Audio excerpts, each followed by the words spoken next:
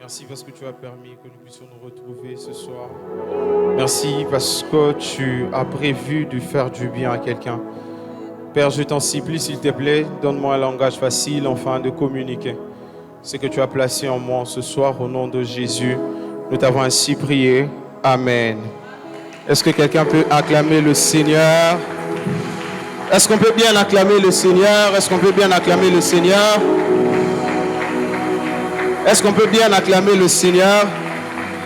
Alléluia. Alléluia. Je suis très heureux d'être là ce soir. C'est une grâce que le Seigneur m'accorde d'être là. Et je dis merci à l'aumônier ainsi qu'au conseil paroissial pour cette confiance qu'on me donne de venir partager de la part de Dieu. Mais aussi, je bénis énormément le Seigneur parce que c'est vraiment une grâce que je sois là. Je ne sais pas comment vous dire, mais pour arriver ici, c'était très compliqué. Mais je crois que si le Seigneur a permis que nous puissions nous voir ce soir, c'est qu'il a quelque chose pour quelqu'un. Alléluia. Alors, nous sommes en train de continuer de parler de notre thème, cette deuxième semaine de notre quinzaine de prières. Alors, nous continuons à parler et le thème de cette semaine, c'est pourquoi faire toujours confiance en Dieu. C'est ça le thème, pourquoi faire toujours confiance en Dieu. Alors pour un début, je veux nous demander de lire des textes que l'on avait lus aussi par les orateurs qui sont passés. Si on peut prendre Jérémie 17. On est là, Jérémie 17, 7 à 8. Alors, Jérémie 17, 7 à 8, la Bible déclare, « Il sera comme, les versets 7, « Béni soit l'homme qui se confie en l'Éternel et place sa confiance en l'Éternel.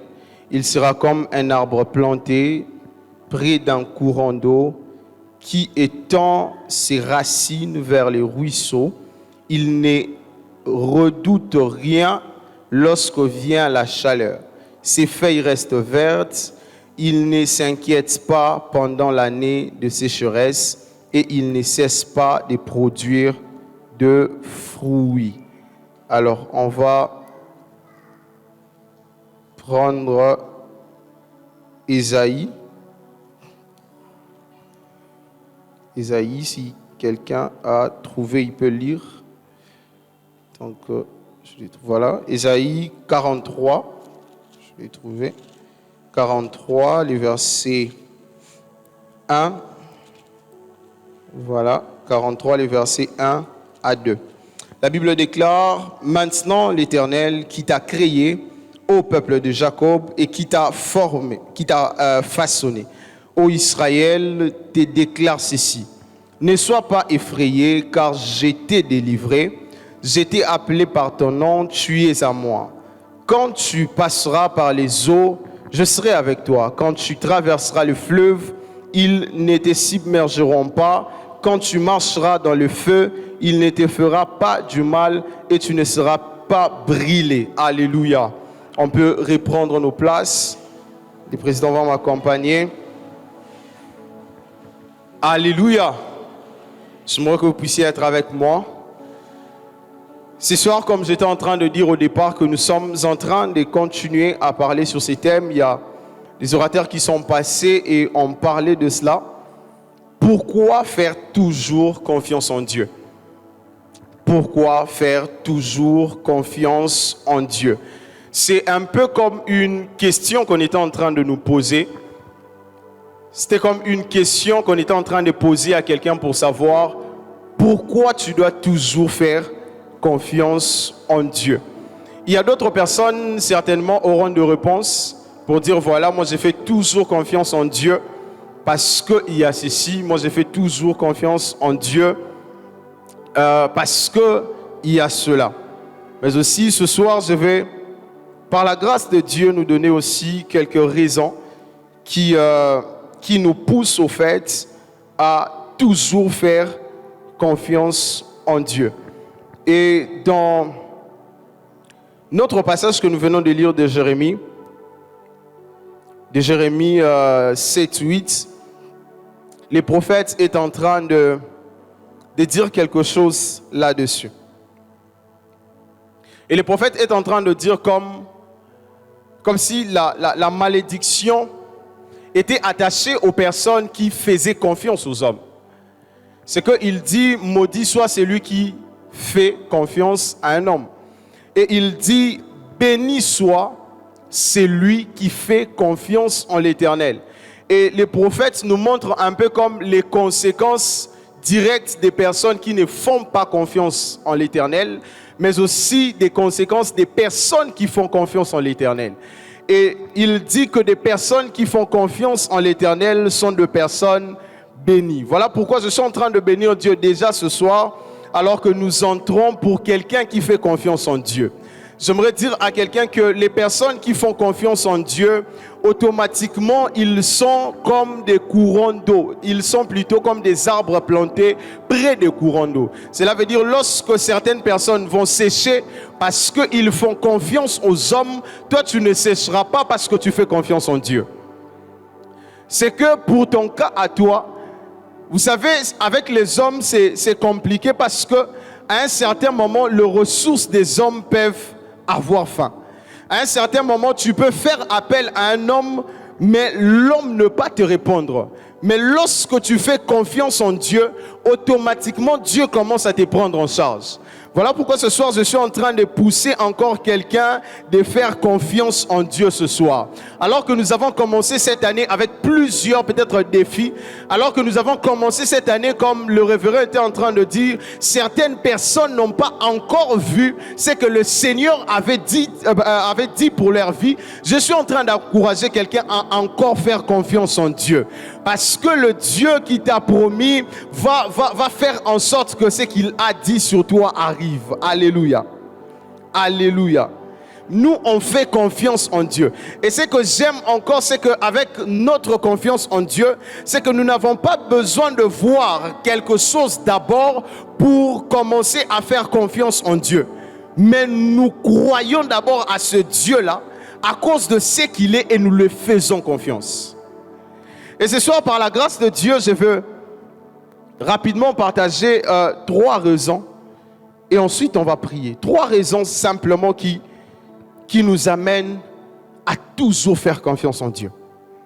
La première raison, c'est que j'ai fait toujours confiance en Dieu, car il y a des choses que seul Dieu peut me donner. Vous savez, il y a des personnes qui peuvent nous donner des choses. Il y a des gens qui peuvent nous aider à un certain niveau. Mais il y a certaines choses que Dieu seul nous donne. Il y a des choses que même si on était en train de chercher chez les hommes, nous ne trouverons pas ces choses-là. Nous ne le trouverons que en Dieu. Et Ésaïe 46:4 est en train de dire ceci.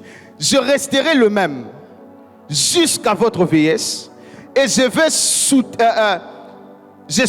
vous soutiendrai jusqu'à vos cheveux blancs.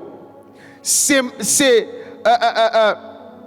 moi qui va vous soutenir. Je vais vous porter. Oui, je vous soutiendrai et je vous délivrerai. C'est que Dieu est en train de donner cette première assurance. Pourquoi je dois faire confiance en Dieu? Parce que le Dieu en qui je fais confiance n'a pas d'ombre de variation. C'est que les hommes peuvent changer. Dis à ton voisin que les hommes peuvent changer. Il y a un certain moment où tu peux tellement faire confiance à un homme, mais arriver à la fin, cet homme te trahir. Mais j'aimerais aujourd'hui rassurer à quelqu'un que le Dieu en qui nous mettons notre confiance est un Dieu qui n'a pas d'ombre, qui n'a pas un changement au fait. C'est un Dieu qui ne varie pas. Les hommes peuvent varier. Les personnes à qui tu as fait confiance peuvent changer de décision. Mais le Dieu à qui nous faisons confiance ne change pas.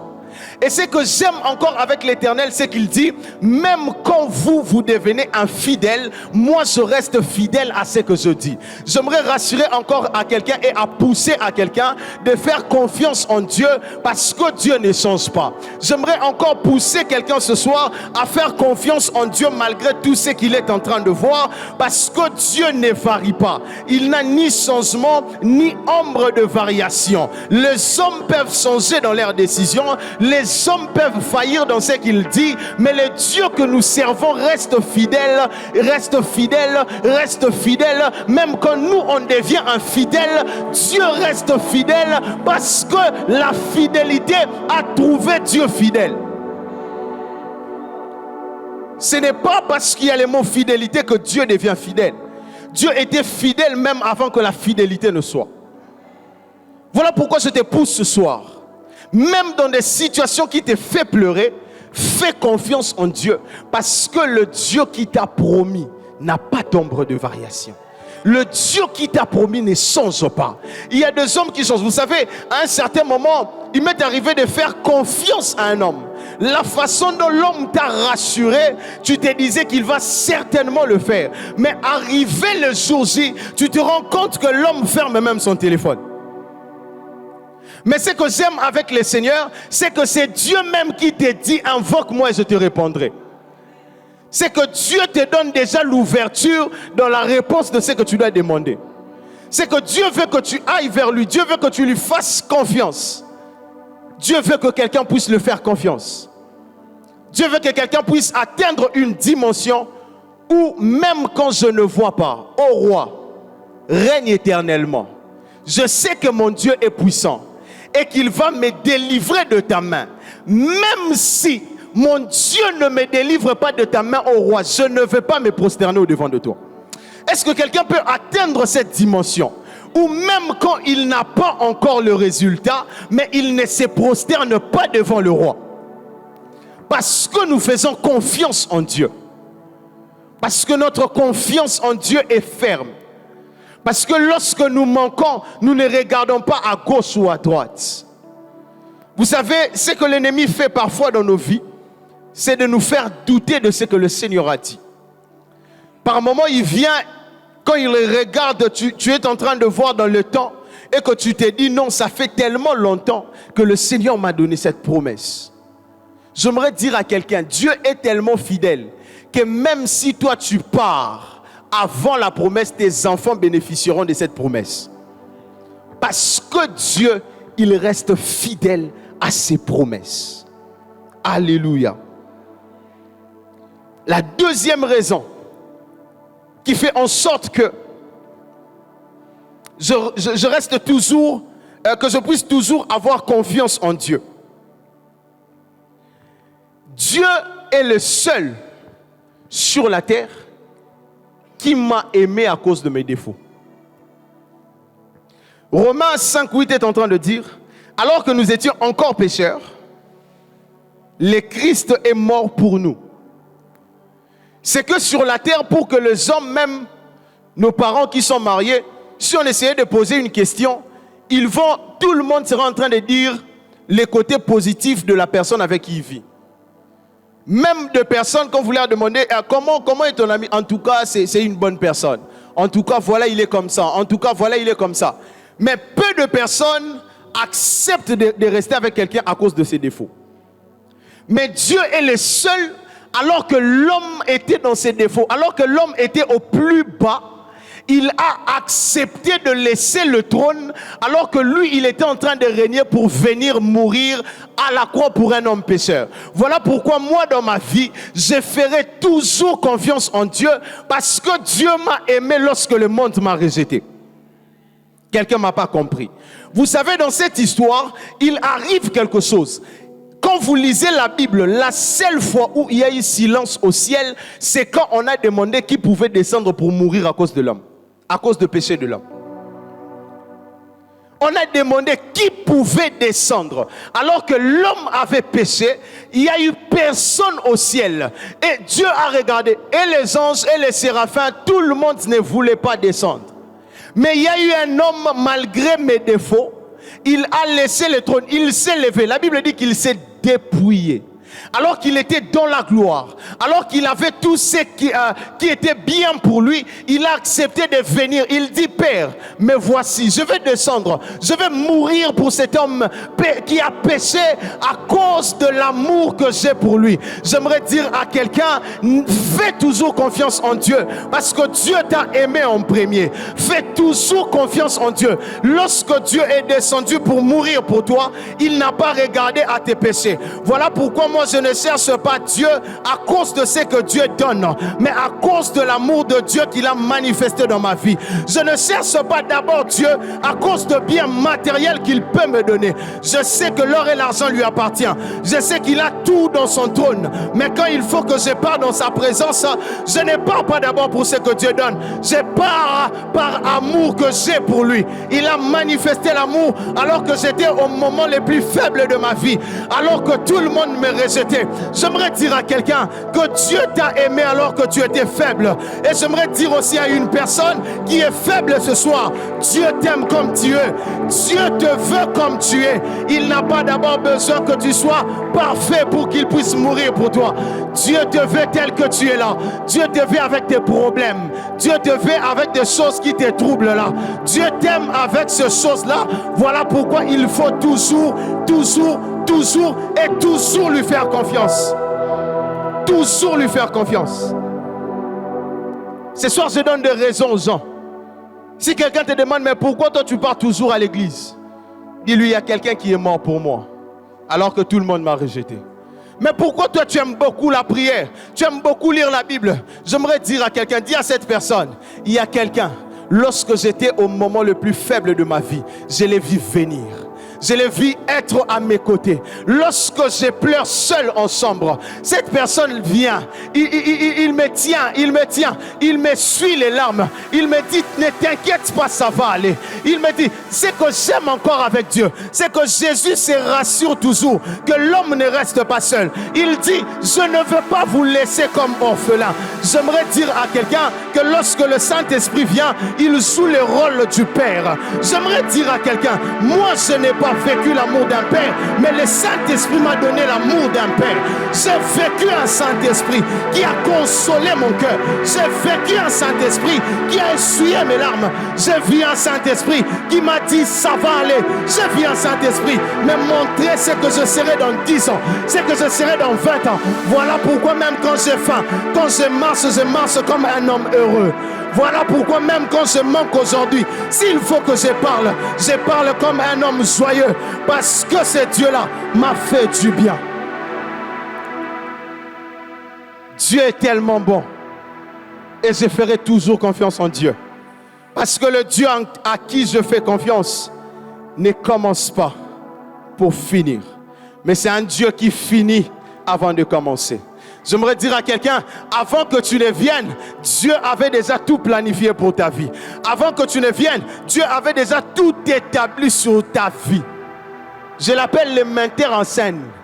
Il a déjà tout fait. Ma vie, lui-même est en train de gérer ça.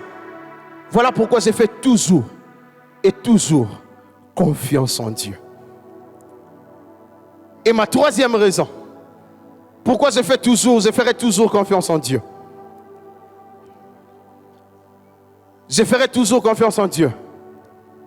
Parce que le Dieu en qui je fais confiance est un Dieu des œuvres achevées. Alléluia. Le Dieu en qui je fais confiance est un Dieu des œuvres achevées. Est-ce que tu peux dire à ton voisin, le Dieu que je sers est un Dieu des œuvres achevées? Philippiens 1,6 est en train de dire ceci. Et j'en suis fortement persuadé. C'est lui qui a commencé en vous son œuvre bonne. La poursuivra jusqu'à son achèvement. Au jour de Christ. Alléluia. J'aimerais rassurer à quelqu'un. Je ne sais pas à qui Dieu a promis des choses. Je ne sais pas si Dieu t'a parlé d'une chose. Je ne sais pas si Dieu t'a montré dans un rêve quelque chose.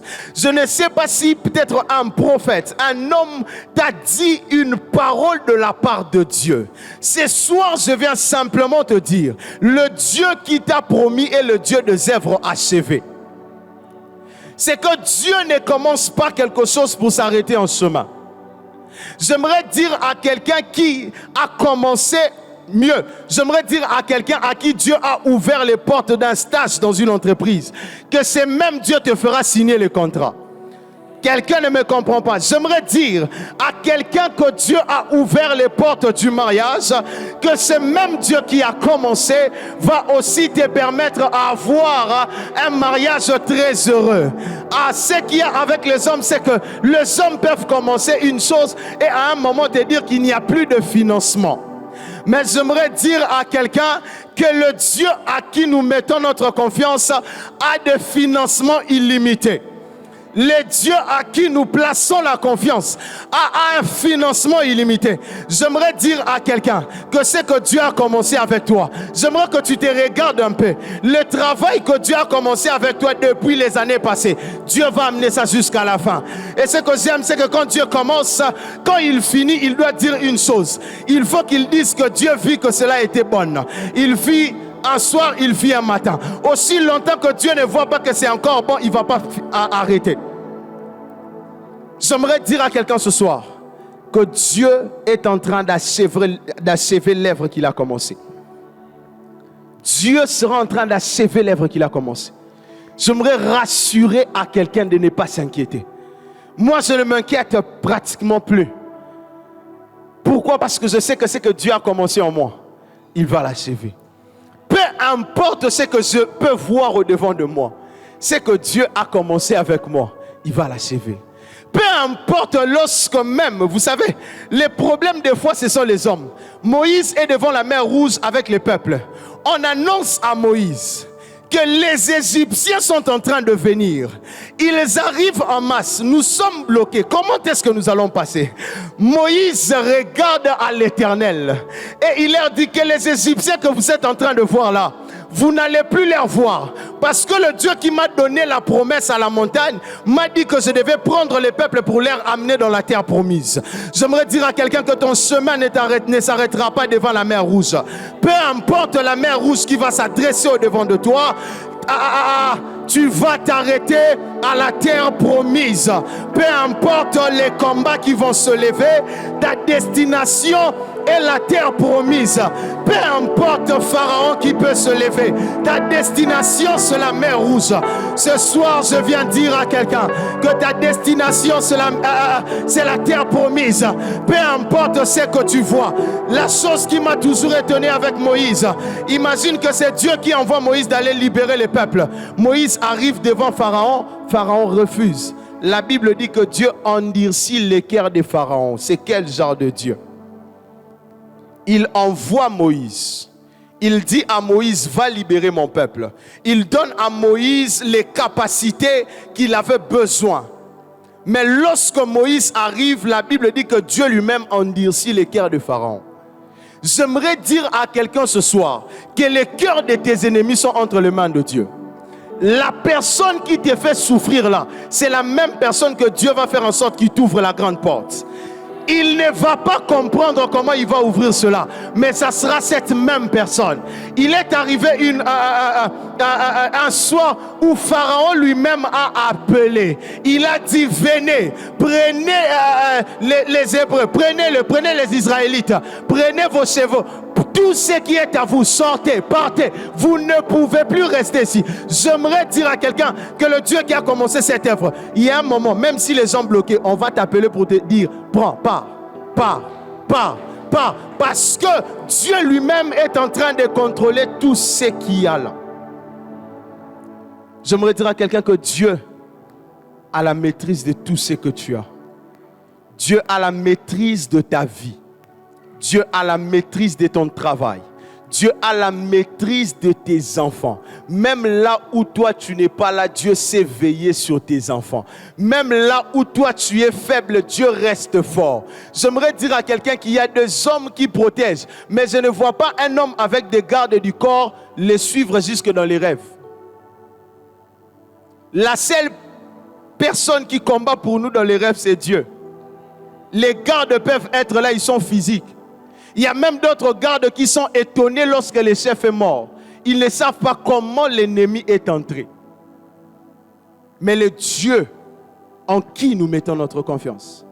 La Bible déclare, même le jour du déluge, il était assis sur son trône, contrôlant toutes choses. J'aimerais dire à quelqu'un que Dieu est en train de contrôler nos vies dans le moindre détail. C'est que Dieu ne va pas permettre, ne t'arrivera pas. À un certain moment dans ma vie, à chaque circonstance qui m'arrive, même quand je pleure, à la fin je dis à Dieu, qu'est-ce que tu veux m'enseigner? Qu'est-ce que tu veux que j'apprenne dans cette situation? Qu'est-ce que tu veux m'enseigner dans ça? Parce que je sais que Dieu a la maîtrise de ma vie. Je sais que Dieu, il contrôle ma vie. Voilà pourquoi j'ai ces raisons qui me poussent à toujours faire confiance en Dieu. Peu importe les hommes, peu importe ce que je peux voir, peu importe ce qui peut se dresser au-devant de moi, je fais confiance en Dieu. La confiance en Dieu nous permet de voir même des choses que les autres ne savent voir. La confiance en Dieu. Lorsqu'il faudra que tu marches, les autres te disent, n'arrive pas là-bas devant. Mais toi, tu sais que tu as un Dieu puissant, que tu as un Dieu qui contrôle toutes choses, que tu as un Dieu qui te dit, ne t'inquiète pas. Tu as un Dieu qui te dit, ne pleure pas. Tu as un Dieu qui déclare dans sa parole que les ténèbres ne régneront pas toujours. Dieu, il sait que peu importe ce que tu peux vivre de mauvais, ça ne sera pas éternellement. Ça ne sera pas éternellement. Mais la délivrance de Dieu est toujours là à tes côtés. Dieu est toujours là pour t'accompagner. Dieu est toujours là pour te faire du bien. Dieu est toujours là pour essuyer tes larmes. Ce soir, nous allons encore faire confiance en Dieu. Peu importe ce que nous voyons. Peu importe ce que nous faisons face. La confiance restera dans nos cœurs. Nous serons en train de marcher comme des hommes heureux. Nous serons en train de marcher comme des hommes qui voient des choses au devant parce que nous avons un Dieu puissant. Notre Dieu n'est pas un homme pour se repentir. Il n'a pas d'ombre de variation. Il ne change pas. Il reste le même hier, aujourd'hui et éternellement. J'aimerais dire à quelqu'un qui a vécu un miracle dans le passé que ce Dieu est le même et il peut le faire ce soir dans ta vie. J'aimerais dire à quelqu'un qui a vécu la main de Dieu dans les finances dans le passé que ce Dieu est le même et continue de le faire confiance parce qu'il peut faire ce qu'il a fait dans le passé. Il dit que je suis le même hier, aujourd'hui et éternellement. Il veut simplement te dire que ce que je fais hier, je peux le faire aujourd'hui. Et ce que je fais aujourd'hui, je peux le faire dans l'éternité. Est-ce que quelqu'un peut être en train d'acclamer le Seigneur? Quelqu'un peut être en train d'acclamer le Seigneur et être en train de bénir le nom de Dieu ce soir. Et être en train de bénir le nom de Dieu ce soir. Et être en train de bénir le nom de Dieu ce soir. Ce soir, Dieu sera en train de nous consoler. Ce soir, Dieu sera en train de nous apporter la paix dans le cœur. Ce soir, Dieu sera en train d'essuyer nos larmes que nous versons dans le secret.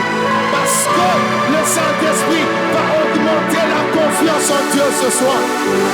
L'Esprit de Dieu va augmenter la confiance. Il est arrivé un moment où Pierre a renié Jésus. Il a dit, je ne le connais pas, je n'étais pas avec lui. Mais quand l'Esprit de Dieu est arrivé sur Pierre, il est sorti tellement rassuré devant 5000 personnes et commencé à déclarer, le Jésus que vous avez crucifié, c'est celui-là qui est revenu encore par sa puissance. Et c'est par lui que nous parlons en notre nom.